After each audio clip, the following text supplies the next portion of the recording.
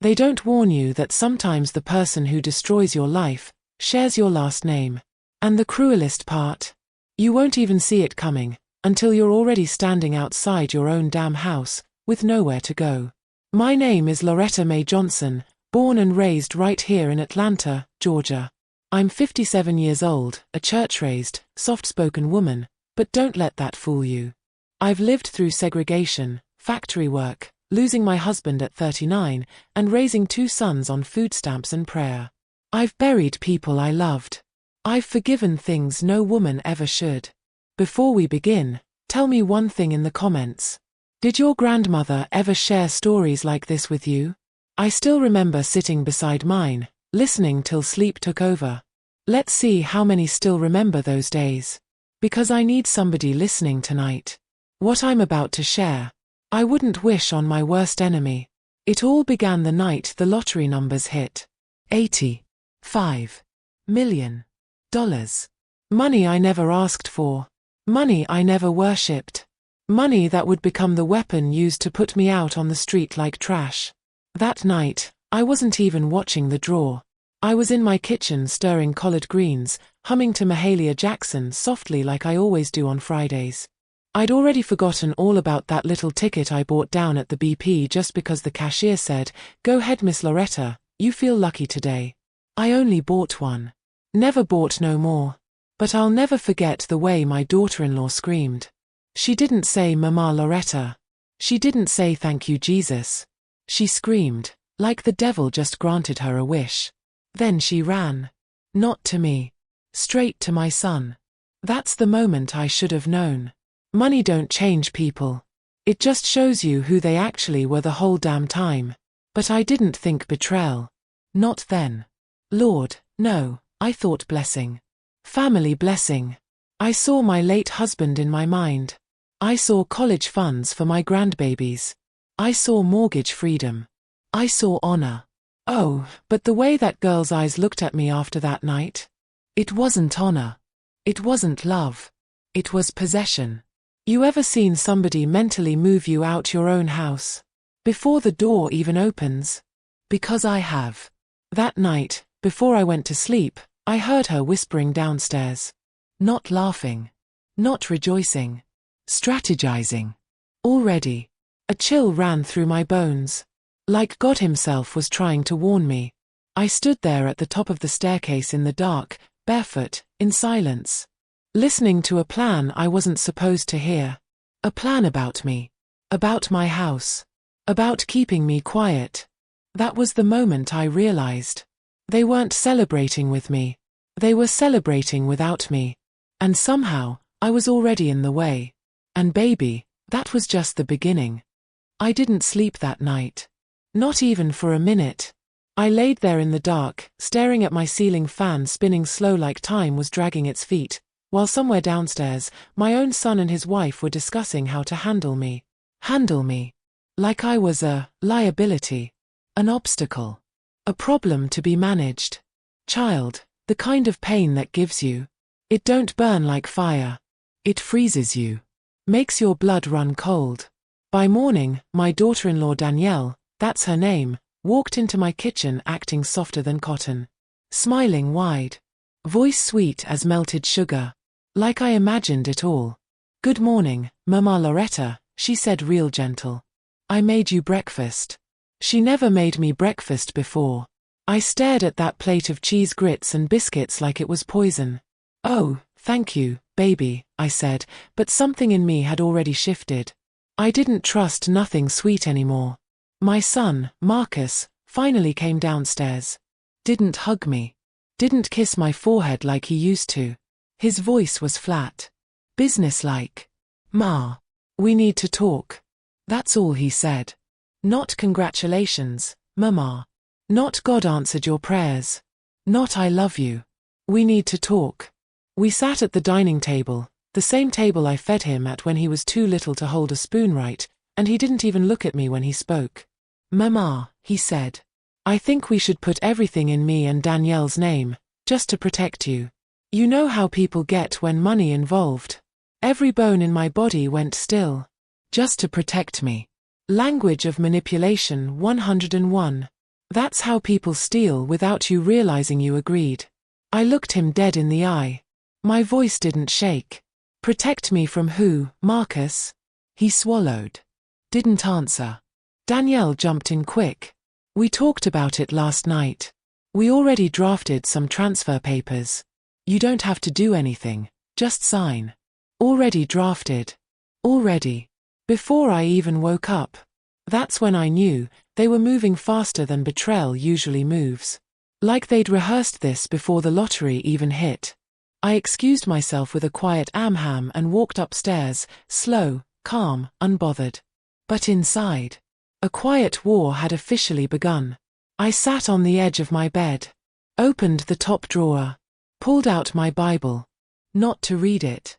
To hide the winning ticket inside it. Because something deep in my spirit said loud and clear, they will dig through your purse. They will check your robe pockets. They will go through your room the second you leave. But they will not touch this Bible. They were raised in church, even if they don't fear God no more, they still respect Him. That was my first move. My quiet move. My protection against the war they brought into my house. I came back downstairs like nothing happened. Baby, I said to Marcus, I'll look at those papers later. I just need to get some fresh air, clear my head. He didn't stop me. He just nodded. Too easy. I walked outside. But I didn't leave. I stood just beside the doorway, where they couldn't see me, but I could hear them. And Lord have mercy, what I heard next told me my own blood was no longer my blood. Danielle's voice, cold as January rain, said, "She's too calm. Marcus, I don't trust it. We need to move fast. She got no husband. No siblings. Nobody to fight for her. This is the window, before she tells her pastor or those church women. You know how fast black church ladies spread news. Once they know, it's over." And Marcus said nothing. Not one word in my defense. He just asked, "Where's the ticket? Did she hide it already?" That's why I said, "Move her out first. Then we take our time looking. Move her out first. Not next week. Not talk to her. Not reason. Remove me from the house I paid for with my own 2 hands." I stood there, pressed against that wall, knowing in that exact moment, I was no longer safe in my own home. I didn't confront them. I didn't flinch. I didn't storm back in. I didn't let a single drop of anger show. Because you don't fight war with emotion. You fight it with silence and strategy. I walked down those porch steps that morning with my spine straight, hands folded behind me like a woman going to morning prayer, not war. Left my house slow, calm, peaceful. Not because I was defeated, but because they needed to believe I was already losing. Let them relax. Let them celebrate too early. Let them underestimate me. That was going to be my greatest weapon. I walked 4 blocks down to Miss Geraldine's house, my prayer partner from church, eyes burning but dry. I knocked slow. She opened before I even finished. "I felt something in my spirit," she said before I spoke. "Come in." I didn't tell her everything. Not yet. You don't hand out the whole war plan on day 1. But I told her enough. "Pray with me, Miss G. No details. Just, cover me. The devil inside my own house." She held my hands. Eyes closed. Didn't ask a single question. Those are the women you never lose a war with, even if they never lift a gun. Back at the house, hours later, I returned quietly. No one heard me come in. I saw Marcus in the living room pacing, whispering into his phone. Danielle was at the kitchen counter, typing fast on her laptop. Drafting legal papers. Probably fake-friendly. Probably naming themselves financial guardians. I kept walking. Past them. Upstairs. Like I didn't see a thing. That night, I did something they didn't expect. I dressed up like I was going to church. Pressed my navy dress. Pearls. Perfume. Lipstick. My husband's old gold ring. Everything that said, dignity. Class. Woman not to be dismissed. I came downstairs. Danielle looked at me confused. "You going somewhere, Mama Loretta?" "Yes, baby. I'm going to the bank." I smiled. Controlled. Unshakable. Not a lie. Just, not the whole truth. Because the ticket was still in my Bible upstairs, untouched, and I had no intention of cashing a penny. Not yet. The moment I walked past her, I saw it in her eyes. Panic. The fear of losing control. I can drive you, she offered fast, too fast. No thank you. Still smiling. I left. And baby, this was the moment everything shifted. Because instead of the bank, I went straight to my lawyer. Not just any lawyer. My lawyer. An old school, stone cold, born in the 60s black woman named Attorney Yvonne Pierce, the kind of woman who had sued entire counties and won. She didn't talk much. Just listened. Took notes. And when I finished, she leaned back slow. Hands clasped on her desk. Voice like controlled fire. Loretta. Do not confront them. Do not leave that house. Do not sign a single thing. Play weak. Play blind. Let them move first. I'll build the cage before they even know they're inside it. I looked at her, and for the first time since hearing Danielle whisper about removing me, I felt safe. Not happy. Not relieved. Ready. When I came back home, I walked in with that same peaceful face. Danielle greeted me like I was already gone. Did the bank go okay? I smiled slow. Better than expected. Marcus looked at me then, and I saw something change behind his eyes. He realized, too late, that I wasn't as defenseless as he thought. And now, because it's the moment of decision, I'll ask you this, the way you asked me to in Chapter 3. If you were in my shoes, and your own flesh and blood tried to push you out your house for money, would you confront them now or let them think they're winning first? Write your answer below. I sincerely want to know. Because what I did next was not forgiveness. It was something far stronger. And far more dangerous. The next morning, I came downstairs like nothing ever happened. No tension. No heaviness. No trace of war. Just a peaceful, humming while making oatmeal kind of morning. Like every woman they underestimate before she strikes. And Lord, it worked immediately. Danielle glanced at me from the kitchen island, studying me like she couldn't decide if I was clueless or dangerous. I made sure she chose clueless. Oh, baby, I said cheerful as sunlight, you want some coffee? I'm about to make a fresh pot. She blinked. Sure. Thank you. Thank you. From the same woman who tried to move me out like expired furniture. I poured her that coffee like a servant. Like I didn't hear a damn thing. Because let me tell you a truth. Sometimes you have to let evil relax. A panicked snake strikes blindly. A relaxed snake exposes its neck. My son came down next. Still guarded. Still calculating. Morning, Ma. His voice was too casual, the kind of casual that hides fear. Morning, baby, I said, smiling without breaking a single nerve. You sleep okay? He nodded slowly, studying me the same way. Trying to locate the threat. Not realizing it was already inside their bloodstream. The air in that house got quiet. Too quiet. The kind that comes before an earthquake. That's when Danielle made her move. Mama Loretta, she started gently, me and Marcus were thinking, maybe tonight, we could all sit down and go over those paperwork options together. We just want to make sure you're protected. Protected. There go that word again. You ever hear a word so many times it starts to sound like a threat? I smiled, soft, sweet, almost grateful. Of course, baby. Tonight is fine. Marcus exhaled in relief. Danielle relaxed.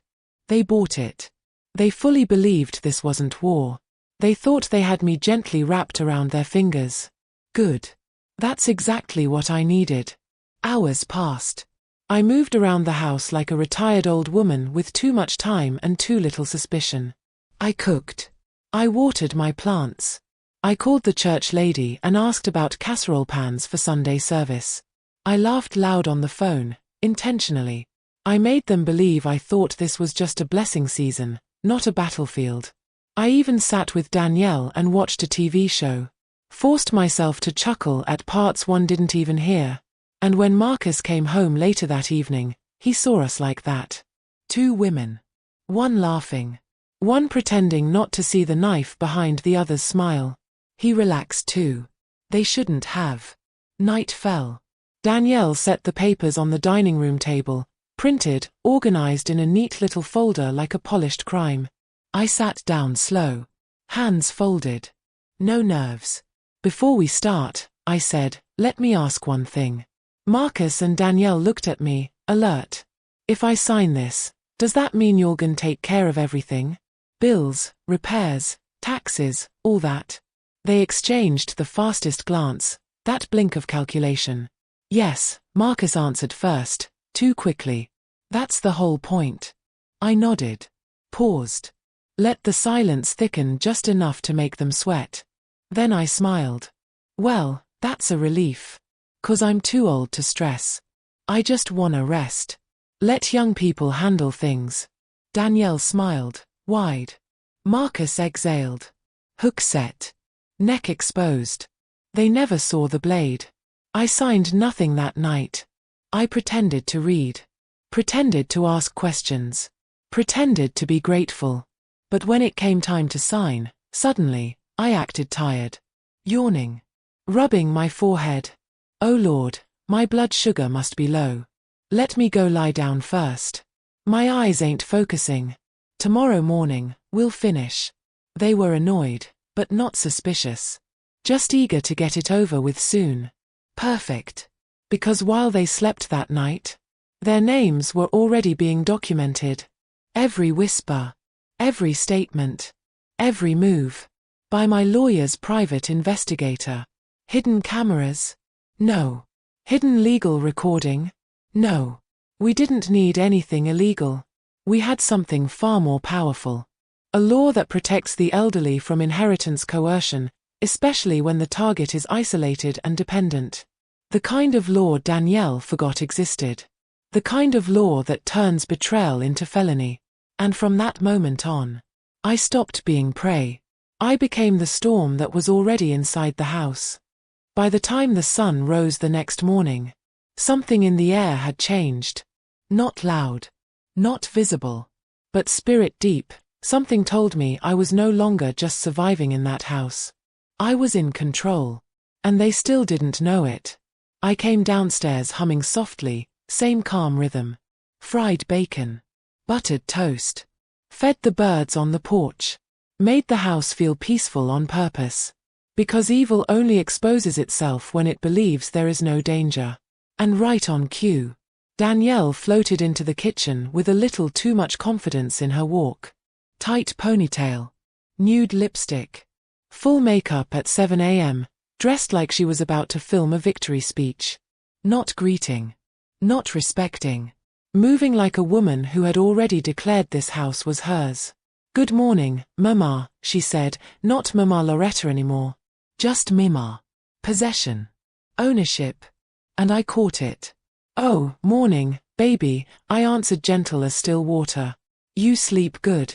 Very, she said, smiling in a way that didn't touch her eyes. Today's the day we finalize everything. We. Lord, this girl really believed she was directing this story. Marcus came downstairs next, quieter, but I noticed something key. He wasn't joyful. He was nervous. Distracted. Fidgety. Like a criminal who knows his wrong but is already too deep in it to step out. This boy was not leading. This boy was being led. And for the first time, I stopped seeing my son. And started seeing a man who would sacrifice me, not out of hate, but out of weak obedience. The kind of weakness that destroys families. By 9 a.m., Danielle already had the whole damn dining table set up like a signing ceremony. Printer ready. Lawyer on the phone. Lined pen in a velvet tray like this was a movie. She truly believed she had me caged. No, baby. You were the one already in the cage.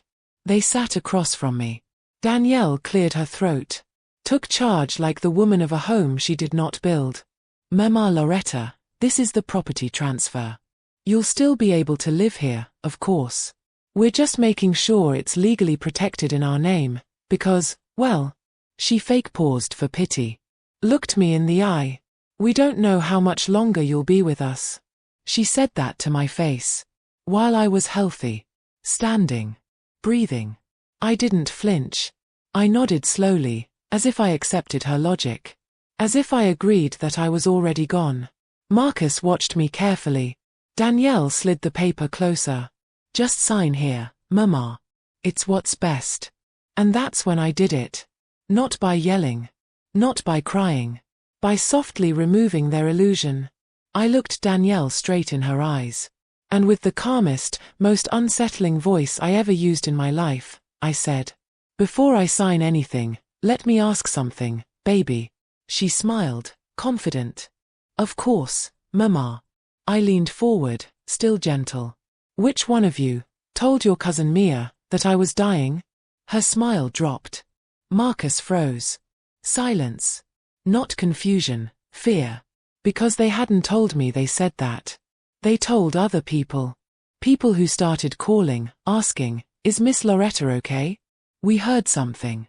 And my lawyer had already logged every single one of those calls. Every voicemail. Every message. Danielle stuttered. I didn't mean it like. I cut her off, very softly. "You already planned my funeral before I even got sick." She tried to recover. "Mama, you know how people assume.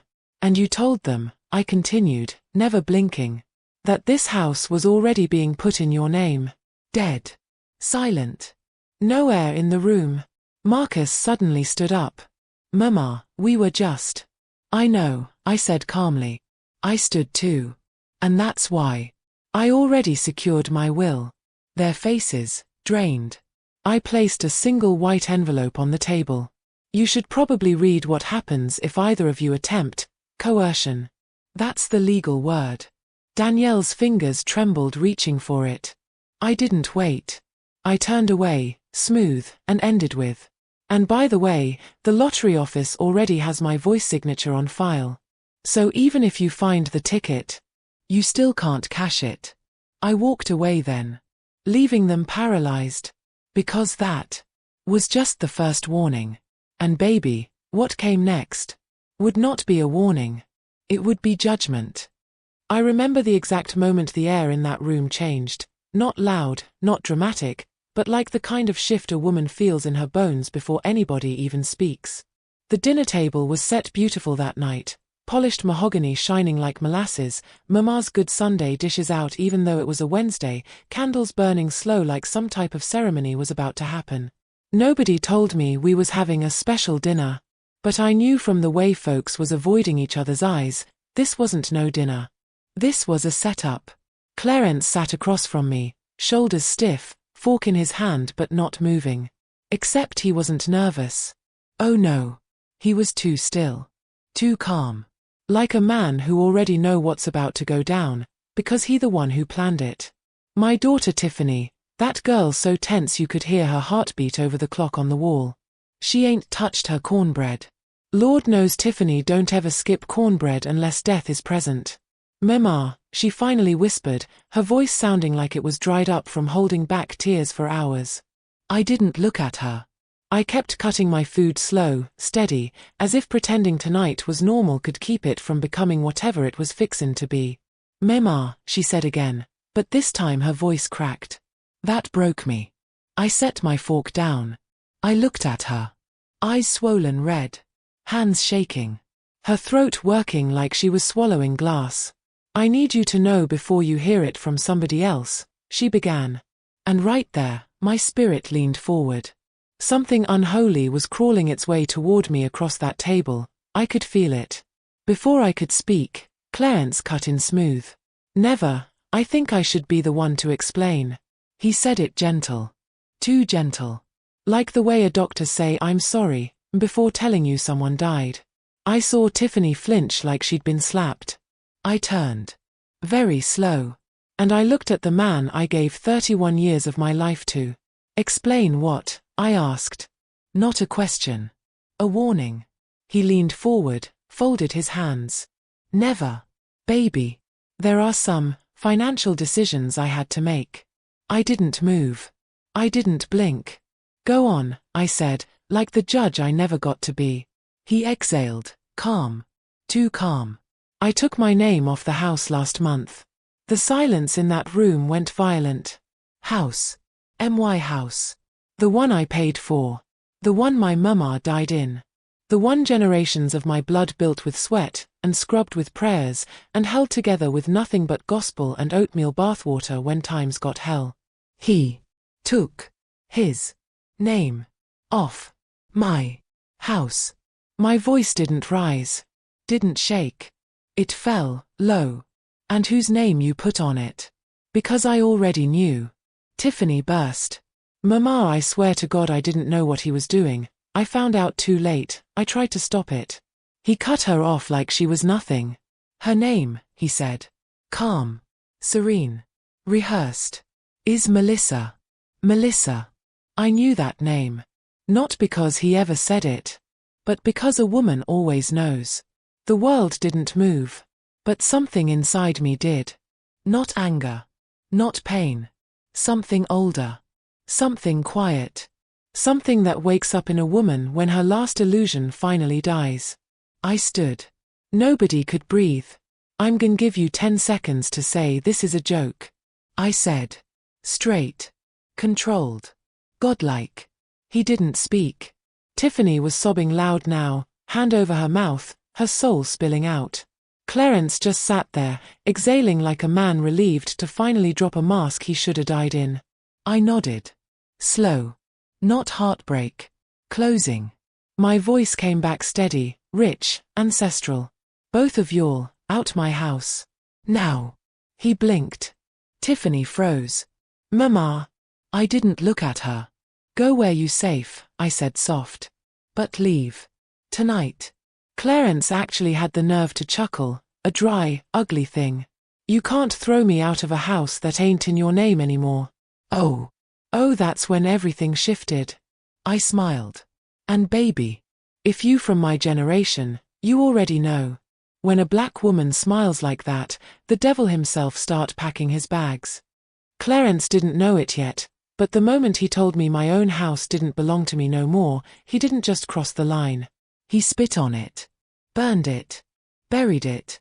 And tried to pretend it never existed. But see, I was raised by women who never needed permission to reclaim what was theirs. I didn't explode. I didn't scream. I simply walked away from the table. That silence. That was the scariest thing Clarence had felt in 31 years. I went into my bedroom, my bedroom, and opened the cedar trunk at the foot of my bed. The one that smelled like my mother's lavender oil and Thursday wash water. The one nobody ever touches but me. You see, Clarence thought I trusted him with everything. He was right. But trusting ain't the same as being blind.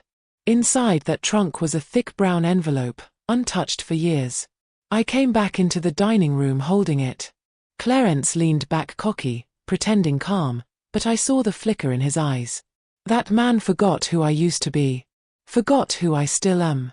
I laid the envelope on the table like a declaration of war. You got one chance, I said quiet.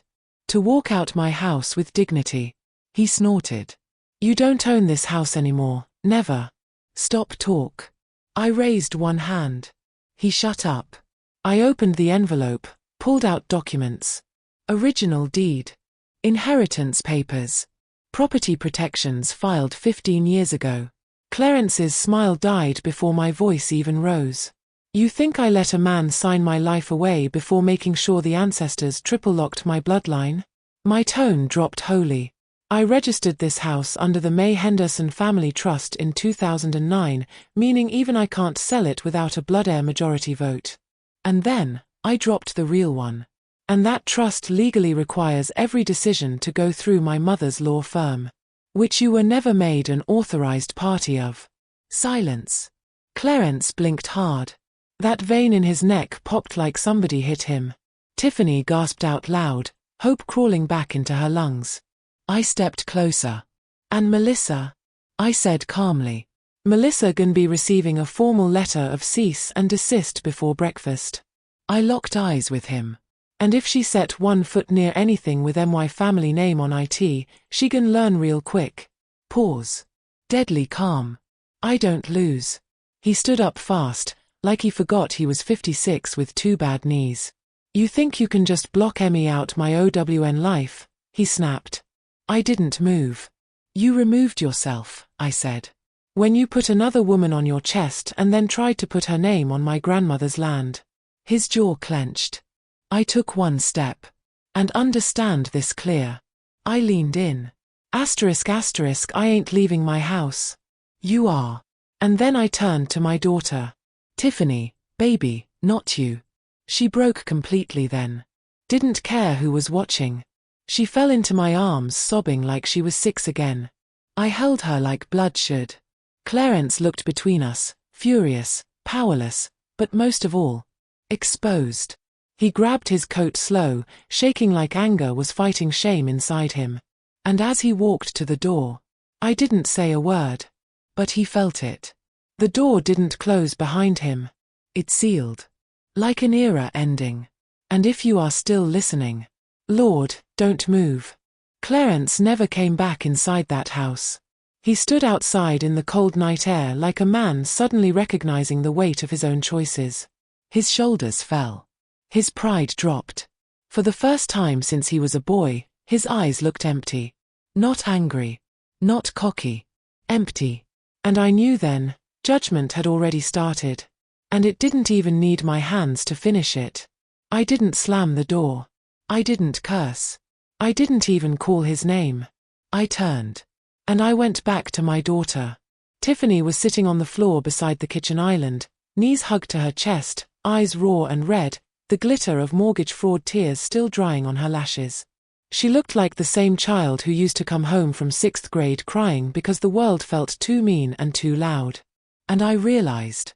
Somewhere along the years, I stopped seeing that little girl. I knelt down. She didn't speak, just trembled. And I don't know where it came from, but I wrapped her. Tightly. Warm like winter stove heat. The kind only a black mother can give when the world has tried to break you. And baby, she broke. Not like earlier. This was different. No more anger. No more defense. She folded into my arms like her soul was coming home. She cried from a place buried past pride, deep regret, and deeper relief, like she'd been waiting years to fall safely and not be judged for it. Mom, she whispered, voice undone. I forgot who you were. I let them, those people online, those fake girls, make me think you were small, like you were in my way. I thought I outgrew you. I didn't let her apologize further. I cupped her face. And I spoke soft, but firm. You cannot outgrow the root that grew you. Her breathing halted. You rise with it, or you rise into the wind, and the wind always forgets you. She collapsed into deeper sobs. But not from shame anymore. From recognition. She clutched my robe like a child gripping their only shore after being lost at sea. Mom. I'm so sorry. I rested my forehead gently on hers. I don't need your sorry. She looked confused through tears. Then what do you need? I answered. You're remembering. The air shifted. That sentence didn't come from me. It came from everyone who came before me. Every grandmother who outprayed betrayal. Every mother who held together a family built on fracture. Every black woman who chose restoration, not because forgiveness was easy, but because war had already taken too much. I stood. Tiffany slowly stood with me, and without speaking another word. We walked to the front door. Clarence was still outside. Frozen. Not moving. Like a statue of a man who finally saw himself clearly. My daughter looked at him, and her throat closed. I didn't tell her what to do. I didn't need to. She stepped past me. Walked out onto the porch. Clarence swallowed. Expected begging. Expected what manipulative men are addicted to. Access. But my daughter didn't beg. She looked him in his eyes, and said only one thing. Not loud. Not angry. I forgive you. But I will never forget what you showed me tonight. Clarence's face cracked. That one sentence weighed more than all the curses she could have thrown. Then Tiffany turned. Walked back inside my house. And closed the door. Not with rage. With finality. The kind that will echo through his future. Forever. I stood beside her. The house was quiet. The storm had ended. But outside that door, a man was just beginning his. And I wasn't afraid of that anymore. And to every soul listening right now, here is the truth I leave with you tonight. You do not protect your family by being silent. You protect it by remembering where you come from, by refusing to let temporary people shame you out of ancestral foundations. Forgiveness doesn't mean access. Healing doesn't mean blindness. And love, real love, always disciplines before it destroys.